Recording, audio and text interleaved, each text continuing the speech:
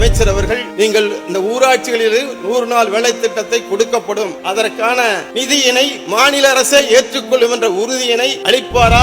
தூய்மை பணியாளர்கள் தங்களுடைய பணி நிரந்தரம் செய்யப்பட வேண்டும், பணி ஊதியம், ஓய்வூதியம் போன்ற கோரிக்கைகளை கடலோர மாவட்டங்களில் அனைத்திலும் கடல் நீரை குடிநீராக்கும் திட்டம், குடிநீர் வடிகால் வாரியத்தில் ஏறக்கன 2000 தொழிலாளர்கள் 20 ஆண்டு காலமாக வேலை பார்த்தவர்கள் இப்பொழுது வெளி முகமையிடம் ஒப்படைக்கப்பட்டிருக்கிறார்கள். வட சென்னை வளர்ச்சி திட்டங்களுக்கு மாநகராட்சி மட்டும் நிதி ஒதுக்குவதாக அதில் செய்தி சொல்லியிருக்கிறது. அந்த நிதி சிஎம்டிஏ நிதி ஒதுக்குகிறதா அல்லது வேறு எந்த நிதியிலிருந்து ஒதுக்குகிறீர்கள்? மதுரையில் பேருந்து நிலையத்தில் 400 கடைகளுக்கு அதிகமான கட்டப்பட்ட வணிக வளாகம் கட்டி முடிக்கப்பட்டு 1 வருட காலமாக இருக்கிறது. அதிலே உரியவர்களுக்கு ஒப்படைத்தால் மாதம் 3 கோடி ரூபாய், ஆண்டுக்கு 36 கோடி ரூபாய் மாநகராட்சிக்கு வருவாய் வருவதற்கு வாய்ப்பு இருக்கிறது.